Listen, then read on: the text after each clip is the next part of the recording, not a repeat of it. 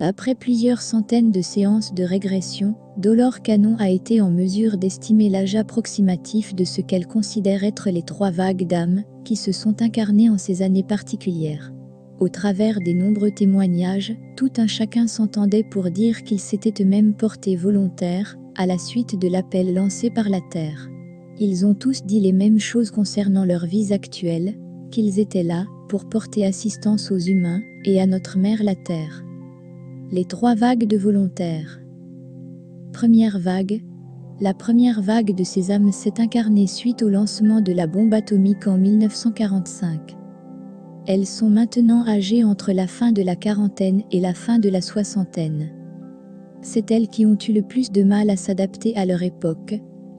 Elles n'aiment pas la violence ni la laideur qu'elles voient dans ce monde. Ces personnes ne cessent de dire qu'elles veulent rentrer à la maison, même si elles n'ont aucune idée de ce que cela signifie réellement.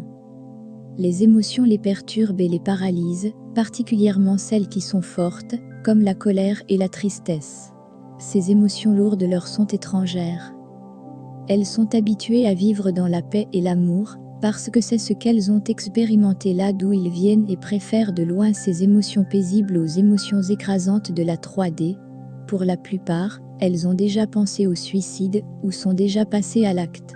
Bien que ces personnes semblent avoir une vie paisible, une famille aimante et un bon travail, elles sont si malheureuses qu'elles n'ont pas envie d'être ici et sont tentées de mettre fin à leur jour. Elles sont des pionnières, des éclaireurs. Voilà pourquoi elles expérimentent autant de difficultés et ressentent tant de désolation. Elles sont ici pour montrer la voie, pour défricher le chemin qui facilitera l'entrée et l'avancée de la prochaine vague. Deuxième vague. Les membres de la deuxième vague ont entre 30 et 40 ans. Ces âmes traversent la vie avec un peu plus de facilité que la première vague. Elles sont généralement au service des autres et passent pour la plupart inaperçues. Elles sont décrites comme des balises, des antennes, des générateurs, des canaux d'énergie, puisqu'elles sont venues avec une énergie unique qui affecte énormément les autres. La grande majorité n'a pas besoin de faire quoi que ce soit. Elles ont juste à être, étant donné leur énergie particulière, qui touche naturellement les autres. Même si elles ne le réalisent pas consciemment, ces âmes ont une énergie si forte qu'elles influencent les autres sans qu'elles aient à dire quoi que ce soit. Le seul fait d'être présente ici augmente la vibration de tous les autres êtres. Paradoxalement, ces âmes dont l'énergie affecte les autres ne se sentent pas à l'aise au milieu des gens. Ainsi, beaucoup d'entre elles préfèrent rester chez elles et ne se mêlent aux autres.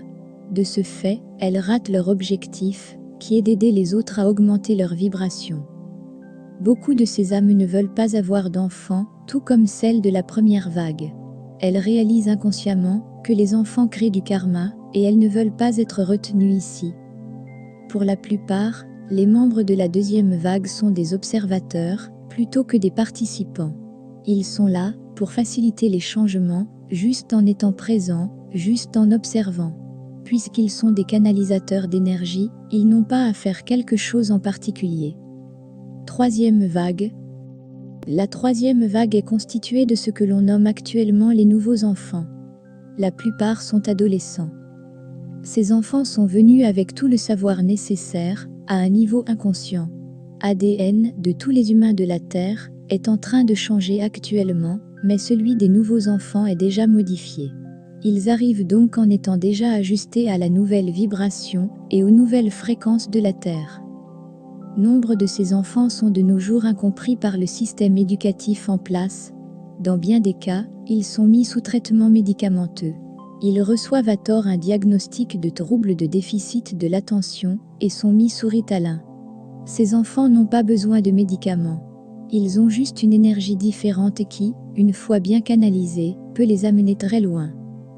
Ils sont plus avancés que nous et fonctionnent sur une fréquence différente de la nôtre. Ils sont si intelligents qu'ils s'ennuient facilement à l'école. Ce groupe de volontaires a été nommé « l'espoir du monde ». La mission des volontaires. Pourquoi sont-ils venus sur Terre ? Nul ne peut nier qu'actuellement, notre monde court à sa perte.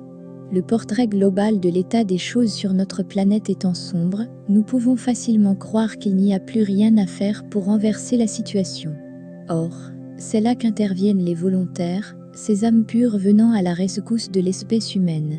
Ces âmes sont investies d'une double mission, changer l'énergie de la Terre, afin que nous évitions la catastrophe, et aider les humains à augmenter leur vibration, afin qu'ils ascensionnent avec Gaïa vers la 5e dimension.